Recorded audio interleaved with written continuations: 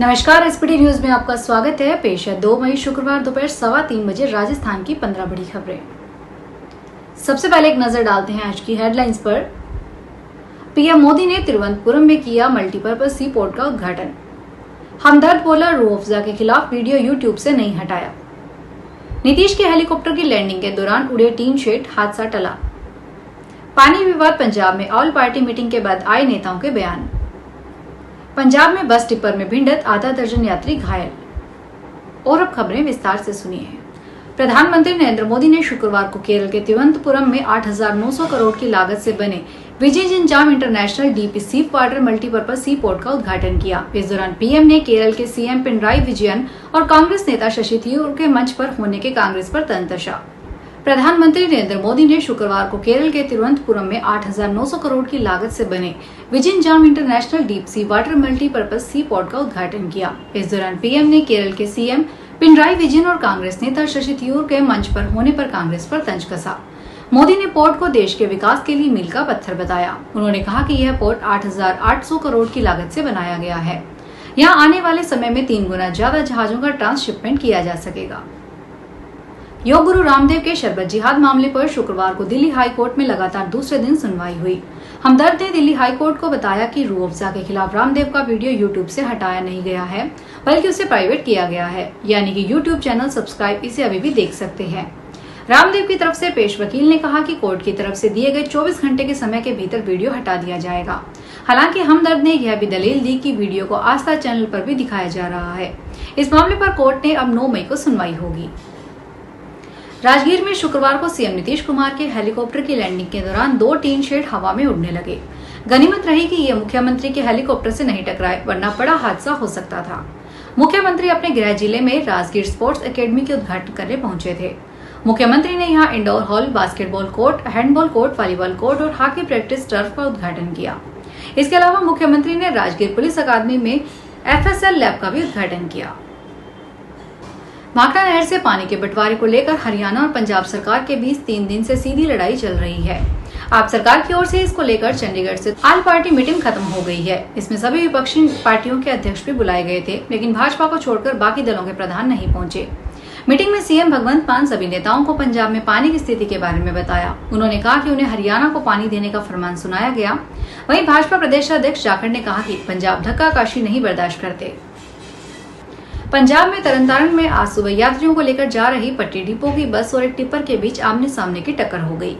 इस हादसे के दौरान बस में सवार चालक सहित करीब आधा दर्जन यात्री घायल हो गए, जिन्हें उपचार के लिए सिविल अस्पताल तरनतारण में भर्ती करवाया गया है।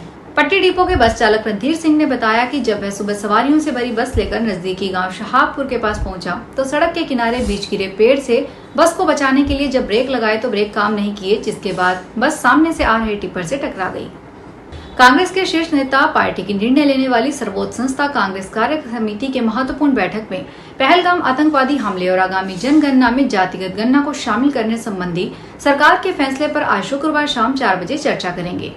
पार्टी महासचिव जयराम रमेश ने बृहस्पतिवार को संवाददाताओं से कहा कि कांग्रेस कार्य समिति की बैठक में देश के समक्ष मौजूद 2 महत्वपूर्ण मुद्दों पर चर्चा की जाएगी। सूत्रों ने कहा कि CWD पहलगाम आतंकी हमले के बाद पाकिस्तान के खिलाफ ठोस कार्रवाई और राष्ट्रीय जनगणना अभियान के तहत जातिगत गणना जल्द करवाने के लिए धनराशि आवंटित करने की मांग को लेकर प्रस्ताव पारित कर सकती है।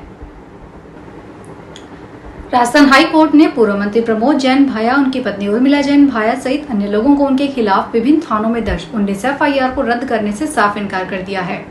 जस्टिस समीर जैन की एकल पीठ ने याचिकाएं खारिज करते हुए सभी याचिकाकर्ताओं को आगामी 10 दिनों में जांच में शामिल होने के स्पष्ट निर्देश दिए हैं। पूर्व मंत्री और उनके करीबियों की ओर से दाखिल याचिकाओं में कहा गया था कि उनके खिलाफ ये मुकदमे राजनीतिक द्वेषता के चलते दर्ज किए गए हैं। याचिकाकर्ताओं ने अदालत से मांग की थी कि सभी मुकदमों की जांच बारा और झालावाड़ जिले के बाहर तैनात किसी निष्पक्ष IPS अधिकारी से करवाई जाए। कश्मीर के पहलगाम में पिछले दिनों हुए आतंकी हमले के बाद केसर के भाव में तूफान आ गया। जयपुर के ड्राई फ्रूट मार्केट में केसर के दाम 10,000 रुपए बढ़कर 2,05,000 रुपए प्रति किलो हो गए। वहीं दूसरी ओर कश्मीर में केसर के दाम 75,000 रुपए से बढ़कर 5 लाख रुपए प्रति किलो हो गए। 10 दिन पहले जयपुर में केसर 1,95,000 रुपए और कश्मीरी केसर 4.25 लाख रुपए प्रति किलो बिक रही थी। ड्राई फ्रूट कारोबारी जितेंद्र काबरा ने बताया कि यहाँ केसर मुख्यतः ईरान का आता है, जो कि यहाँ के ब्रांड में पैक होकर प्रति ग्राम में बिकता है। ऐसे भर्ती मामले में राजस्थान हाई कोर्ट में आज सुनवाई नहीं होगी। सरकार की ओर से आज इस मामले में जवाब पेश किया जाना था, जिसके बाद भर्ती रद्द या यथावत रखने को लेकर फैसला आना था, लेकिन अब इस मामले में आज कोई फैसला नहीं आ पाएगा। जस्टिस समीर जैन की एकल पीठ के समक्ष यह मामला सूचीबद्ध हुआ था, लेकिन जस्टिस समीर जैन आज नॉन सिटिंग है, जिसके कारण आज हाई कोर्ट में यह सुनवाई नहीं हो पाएगी। पिछली सुनवाई पर हाई कोर्ट ने यथास्थिति के साथ राज्य सरकार को युक्ति नियुक्त करने के निर्णय को लेकर समय दिया गया था। 4 मई 2025 को आयोजित होने वाली नीट परीक्षा के मद्देनजर कोटा जिला प्रशासन एवं कोटा कोचिंग एसोसिएशन की ओर से विद्यार्थियों के लिए कामयाब कोटा एवं कोटा केयर्स अभियान के अंतर्गत उन अभ्यर्थियों को परीक्षा केंद्र तक पहुंचाने के लिए विशेष बस सुविधा प्रदान की जा रही है, जिनका परीक्षा केंद्र बूंदी, बारा, झालावाड़ और रावतबारा जैसे दूरवर्ती स्थानों पर निर्धारित किया गया है। इस सेवा का लाभ उठाने के लिए अभ्यर्थी कोटा स्थित किसी भी कोचिंग संस्थान के कार्यालय में जाकर रजिस्ट्रेशन करवा सकते हैं। अगर शादी में दुल्हन को सोना, नगद या कीमती सामान मिला है तो यह खबर आपके लिए बेहद अहम है। केरल हाईकोर्ट ने एक महत्वपूर्ण और मिसाल कायम करने वाले फैसले में साफ कर दिया है कि विवाह के समय महिला को जो संपत्ति दी जाती है वह केवल उसी की होती है।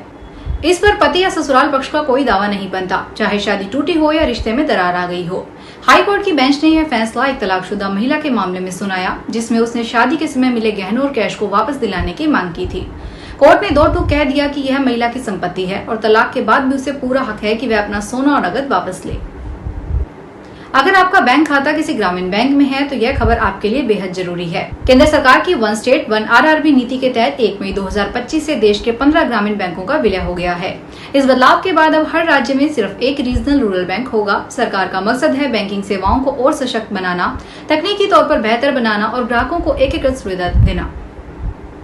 सब कुछ ठीक रहा तो जयपुर व जोधपुर समेत प्रदेश के 6 बड़े शहरों के 26 सैटेलाइट टाउन विकसित करने का काम होगा। इन्हें मिलाकर कुल 40 शहरों का डेवलपमेंट पर 17 से 18 हजार करोड़ रुपए खर्च होने का प्रस्ताव है। अजमेर, कोटा, भरतपुर व सीकर के सैटेलाइट टाउन का कायाकल्प करने का भी प्लान है। सड़क, ड्रेनेज, सीवरेज और परिवहन की कनेक्टिविटी का काम भी किया जाएगा। राज्य सरकार ने एशियन डेवलपमेंट बैंक के प्रतिनिधियों को इसका प्लान समझाया है। इसी आधार पर विस्तृत प्रस्ताव को मंजूरी के लिए केंद्र सरकार के डिपार्टमेंट ऑफ इकोनॉमिक अफेयर्स के पास भेजा जाएगा। राजस्थान के आरटीओ कार्यालय में 10,000 वाहनों के वीआईपी नंबरों की जांच शुरू हो गई है। इन नंबरों को जारी करने की प्रक्रिया पर सवाल खड़े हुए हैं। विभाग ने इन नंबरों से संबंधित रिकॉर्ड मांगा है। विभाग स्तर पर इसकी छानबीन शुरू कर दी गई है। जयपुर में इनमें से करीब 2000 वीआईपी नंबर ऐसे हैं जिन पर सवाल खड़े हुए हैं। इन नंबरों का रिकॉर्ड खंगाला जा रहा है। गौरतलब है कि आरटीओ जयपुर में पिछले दिनों पुराने वाहनों के वीआईपी नंबरों को फर्जी तरीके से रिटेंशन कराने के मामले में फर्जीवाड़ा सामने आया था। जयपुर शहर में अवैध निर्माण और अतिक्रमणों को लेकर की जा रही कार्रवाई के दौरान जयपुर विकास प्राधिकरण के प्रवर्तन दस्ते ने गुरुवार को कार्रवाई करते हुए जोन 14 में ग्राम चकशिरदासपुरा पदमपुरा में करीब 7 बीघा एवं जोन 10 स्थित ग्राम रोपाड़ा गोविंदपुरा में करीब 10 बीघा बेशकीमती सरकारी भूमि पर किए गए अतिक्रमणों को ध्वस्त कर सरकारी जमीन को अतिक्रमण मुक्त करवाया। इसी प्रकार जोन 14 में निजी खातेदारी की करीब 4 बीघा कृषि भूमि पर बसाई जा रही अवैध कॉलोनी को भी ध्वस्त किया।